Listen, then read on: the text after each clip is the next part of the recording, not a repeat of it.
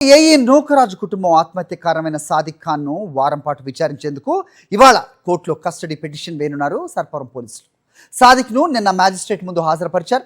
సౌజన్యను వేధించడం, హింసించడం, మత మార్పిడికి ప్రయత్నించడం, ఆమె భర్త జగదీశ్వర్ రెడ్డిని హత్య చేశాడన్న ఆరోపణలపై సాదిక్ పై కేసు నమోదు చేశారు పోలీసులు.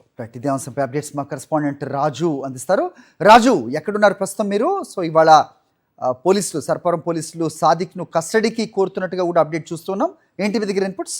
హరి, ప్రస్తుతం నేనైతే కాకినాడ జిల్లా కోర్టులో ఉన్నాను. మరి కాసేపట్లోని ఏదైతే మొబైల్ మేజిస్ట్రేట్ కోర్టులోని సాదిక్ను కస్టడీకి ఇవ్వాలని చెప్పి సర్పవరం పోలీసులు పిటిషన్ దాఖలు చేయనున్నారు. దీంతోపాటుగా అటు రాజమండ్రి టూ టౌన్ పోలీసులు కూడా సాదిక్ ఖాన్ను పీటీ వారెంట్ మీద విచారణకి తీసుకోవడానికి వాళ్ళు కూడా పిటిషన్ వేస్తున్నట్టు మనకు సమాచారం అందుతుంది. ఓవరాల్గా చూసినట్లయితే 3 రోజుల కిందట ఏదైతే సాదిక్ ఖాన్ను అక్కడ మేరట్లో పట్టుబడిన తర్వాత అక్కడ మ్యాజిస్ట్రేట్ ముందు హాజరుపరిచి ట్రాన్సిట్ వారెంట్ మీద తీసుకొచ్చిన తర్వాత కేవలం తక్కువ సమయంలోనే, అంటే అది విచారించడానికి కూడా పూర్తి సమయం సరిపోలేదు. ఈ నేపథ్యంలోనే నిన్న మ్యాజిస్ట్రేట్ ముందు హాజరుపరిచిన తర్వాత 14 రోజులు సాదిక్ ఖాన్కు రిమాండ్ విధించడం జరిపింది. అయితే తమకు ఈ కేసు తీవ్రత ఎక్కువగా ఉన్న నేపథ్యంలో అతన్ని విచారించాల్సిన అవసరం ఉంది. ముఖ్యంగా ఈ కొద్ది సమయంలోనే విచారించినప్పుడు అతని విచారణకు పూర్తిగా సహకరించలేదు, చాలా విషయాలు తెలియదని చెప్పాడు.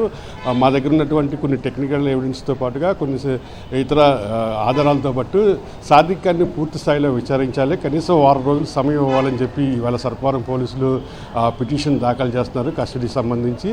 అయితే 6 రోజులు అనుమతిస్తారా లేదా 3 రోజులు అనుమతిస్తారా మరి కాసేపులో స్పష్టత వచ్చే అవకాశం ఉంది.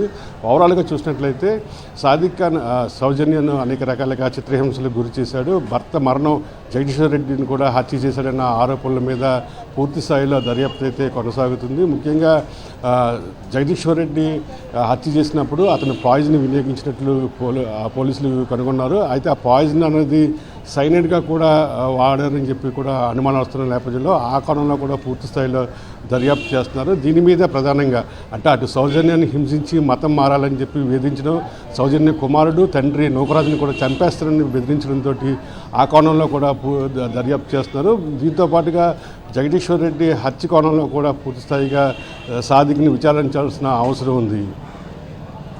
హరి, ఓకే రాజు. మరిన్ని అప్డేట్స్ కోసం ఛానల్ ను సబ్స్క్రైబ్ చేయండి. నోటిఫికేషన్స్ కోసం బెల్ ఐకాన్ పై క్లిక్ చేయండి.